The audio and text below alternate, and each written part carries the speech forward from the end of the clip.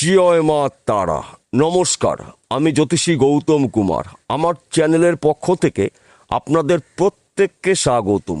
আজকের আলোচনার মূল বিষয় আগামীকাল 29শে জুলাই বুধবার 2026 ঠিক রাত 8:50 চন্দ্রদেবের গুরুত্বপূর্ণ গোচর মকর রাশিতে। মকর রাশিতে চন্দ্রদেবের গুরুত্বপূর্ণ গোচরের প্রভাবে রাশিচক্রের সৃষ্টি হচ্ছে অতি শক্তিশালী দেবগুরু বৃহস্পতি এবং চন্দ্রদেবের দৃষ্টি বিনিময়ে সমসপ্তম রাজযোগ।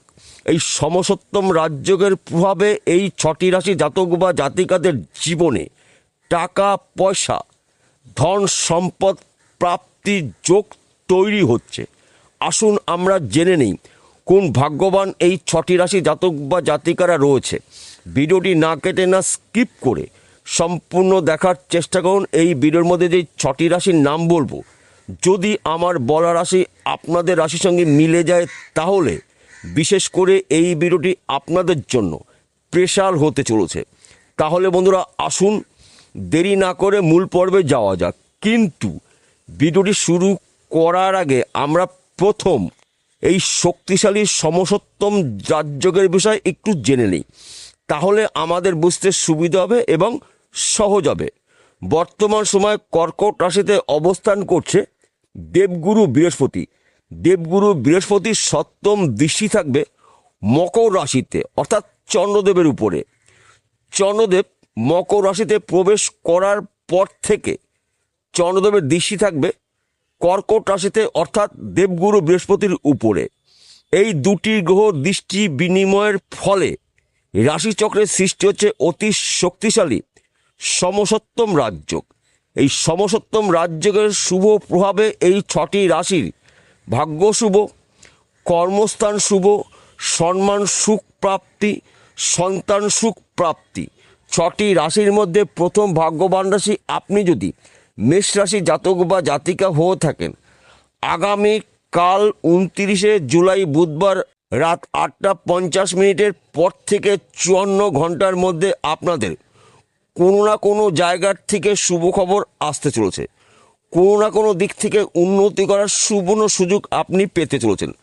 তাছাড়া শরীর স্বাস্থ্য ভালো থাকবে। দীর্ঘদিনের আটকে থাকা অর্থ আপনি রিটার্ন পেতে পারেন।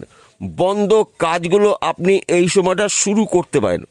সেই কাজগুলো কঠিন হলেও আপনি চট জলদি কমপ্লিট করতে পারবেন। তাছাড়া দীর্ঘদিনের না হওয়া কাজগুলো কিন্তু আপনি এই সময় শুরু করতে পারেন। সমসপ্তম রাজযোগ আপনার জন্য অত্যন্ত শুভ রাজযোগ। এই শুভ রাজযোগ থাকবে আপনাদের জন্য আগামীকাল রাত 8:50 পর থেকে 54 ঘন্টা। এই 54 ঘন্টার মধ্যে আপনারা আপনাদের গুরুত্বপূর্ণ কাজগুলো শুরু করতে পারেন। গুরুত্বপূর্ণ কথাবার্তা আপনারা আলোচনা করতে পারেন। সময় কিন্তু আপনাদের জন্য অনুকূলেই থাকবে। দ্বিতীয় নম্বর ভাগ্যবান রাশি আপনি যদি কর্কট রাশি জাতক বা জাতিকা হয়ে থাকেন, আপনার রাশিতেই অবস্থান করছে দেবগুরু বৃহস্পতি এবং মকর রাশিতে দেবগুরু বৃহস্পতির সপ্তম দৃষ্টি রয়েছে। মকর রাশিতে চন্দ্রদেবের গুরুত্বপূর্ণ গোচর। চন্দ্রদেবের দৃষ্টি থাকবে কর্কট রাশিতে। দুটি শক্তিশালী গ্রহ দৃষ্টি বিনিময়ে সৃষ্টি হচ্ছে অতি শক্তিশালী সমসপ্তম রাজযোগ।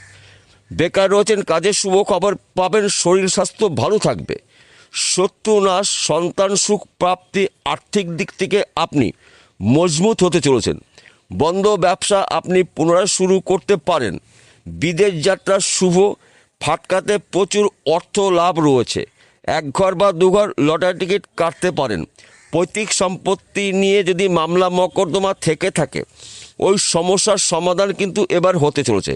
অর্থাৎ আমি বলতে চাইছি ওই সম্পত্তির আইনত মালিক আপনি হতে চলেছেন। এই সমসপ্তম রাজযোগ আপনার জন্য দুর্লভ রাজযোগ। এই শুভ সময়টা আপনারা অবহেলা অপচয় না করে আপনাদের টার্গেট বা স্বপ্নগুলো পূর্ণ করতে পারেন। তৃতীয় নম্বর ভাগ্যবান রাশি আপনি যদি কন্যা রাশি জাতক বা জাতিকা হয়ে থাকেন, আগামীকাল 29শে জুলাই বুধবার ঠিক রাত 8:50 চন্দ্রদেবের গুরুত্বপূর্ণ গোচর মকর রাশিতে। মকর রাশিতে দেবগুরু বৃহস্পতির সপ্তম দৃষ্টি থাকবে এবং কর্কট রাশিতে চন্দ্রদেবের দৃষ্টি থাকবে। এই দুটি শক্তিশালী গ্রহ দৃষ্টি বিনিময়ের ফলে রাশিচক্রের সৃষ্টি হচ্ছে অতি শক্তিশালী সমসপ্তম রাজযোগ। একাধিক জায়গার থেকে কিন্তু আপনি কাজের শুভ খবর পাবেন। উন্নতি করার নতুন নতুন রাস্তাগুলো সামনে খুলে যাবে। বেকার রয়েছেন, এই সময় কিন্তু কাজের চাপ হতে পারে। আপনার শরীর স্বাস্থ্য ভালো থাকবে। ফাটকাতে প্রচুর অর্থ লাভ হতে পারে। দীর্ঘদিনের আটকে থাকা অর্থ আপনি রিটার্ন পেতে পারেন। পিতা মাতার পুরো সাপোর্ট পেতে চলেছেন। দাদা বা ভাইয়ের সঙ্গে যদি মনের অমিল থেকে থাকে, দাদা বা ভাই আপনাকে সাপোর্ট করবে। বিশেষ করে যাদের পৈতৃক সম্পত্তি নিয়ে ভাইয়ের সঙ্গে বা দাদার সঙ্গে অশান্তি ছিল, ওই অশান্তি থেকে কিন্তু আপনারা মুক্ত হতে চলছেন। সমসপ্তম রাজযোগের প্রভাবে কিন্তু আপনি একজন সফল ব্যক্তি হতে পারেন। চতুর্থ নম্বর ভাগ্যবান রাশি তুলা রাশি।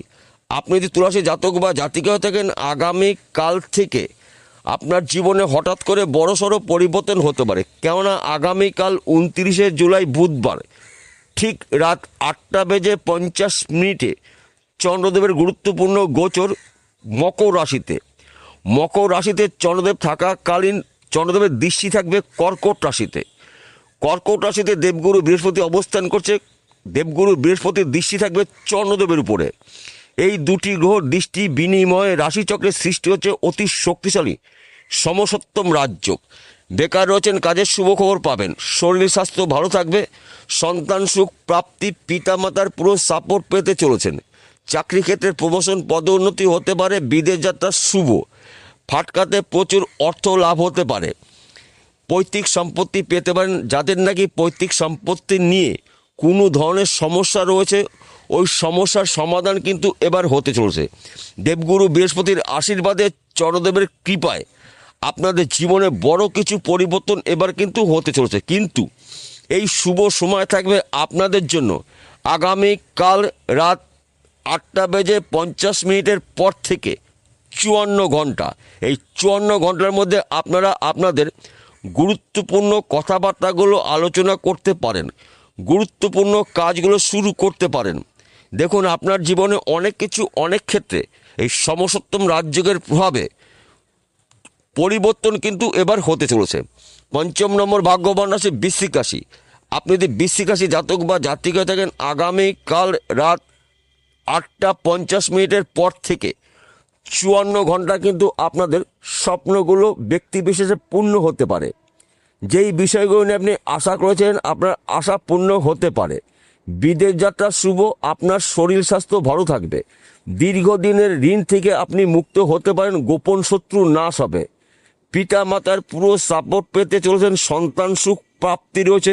স্বামী স্ত্রীর মধ্যে সুন্দর বোঝাপড়া দেখতে পাওয়া যাবে। বর্তমান সমাজে প্রেম ভালোবাসার মধ্যে যুক্ত রয়েছেন, তাদের সময়টা কিন্তু অনুকূলেই থাকবে। অর্থাৎ আপনাদের দুজনের মনের মিল কিন্তু এবার হতে চলেছে। একাধিক জায়গার থেকে কিন্তু আপনারা আপনাদের উন্নতি করার সুবর্ণ সুযোগ পাবেন। এই সমসপ্তম রাজযোগ আপনার জন্য বিরল রাজযোগ। ষষ্ঠ নম্বর ভাগ্যবান রাশি। আপনি যদি মকর রাশি জাতক বা জাতিকা হয়ে থাকেন, আপনার রাশিতেই চন্দ্রদেবের গুরুত্বপূর্ণ গোচর। আপনার রাশিতে গুরু বৃহস্পতির সপ্তম দৃষ্টি রয়েছে এবং চন্দ্রদেবের দৃষ্টি থাকবে দেবগুরু বৃহস্পতির উপরে। এই দুটি গ্রহ দৃষ্টি বিনিময়ের ফলে রাশিচক্রের সৃষ্টি হচ্ছে অতি শক্তিশালী সমসপ্তম রাজযোগ। আপনার শরীর স্বাস্থ্য ভালো থাকবে। কাজের সঠিক সিদ্ধান্তগুলো আপনি নিতে চলেছেন। দীর্ঘদিনের পাওনা টাকা আপনি এবার রিটার্ন পেতে পারেন। বন্ধ ব্যবসা আপনি পুনরায় শুরু করতে পারেন। চাকরি ক্ষেত্রে আপনার প্রমোশন পদোন্নতি হতে পারে। বিদেশ যাত্রা আপনার শুভ। একাধিক পথ থেকে আপনি উন্নতি করার সুবর্ণ সুযোগ পেতে পারেন। এই 54 ঘন্টা আপনারা এই 6টি রাশি জাতক বা জাতিকারা অবহেলা অপচয় না করে এই শুভ সময়টাকে আপনারা আপনাদের গুরুত্বপূর্ণ কাজে ব্যবহার করতে পারেন। আপনাদের গুরুত্বপূর্ণ কথাবার্তা আপনারা এই সময় আলোচনা করতে পারেন।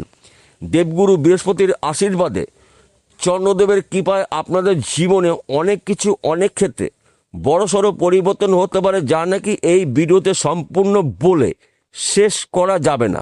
সবার শেষে একটি কথা বলছি, আমি প্রত্যেকটা ভিডিওতে বলি, আজকেও বলবো, আপনাদের ভালোর জন্য, আপনারা যেন বিষয়টা সহজে বুঝতে পারেন। আজকের আলোচনা কিন্তু রাশিভিত্তিক আলোচনা, অর্থাৎ আমি বলতে চাইছি এই 6টি রাশি জাতক বা জাতিকারা পৃথিবীতে লাখ লাখ কোটি কোটি রয়েছে, সবার জন্যই কিন্তু একই ফলাফল আশা করা যাবে না, এবং আমার বলাটাও ঠিক হবে না। কেন আমার বলাটা ঠিক হবে না? লাখ টাকার প্রশ্ন। আসল তথ্য, আসল রহস্য লুকিয়ে রয়েছে আপনার ব্যক্তিগত জন্মকুণ্ডলিতে।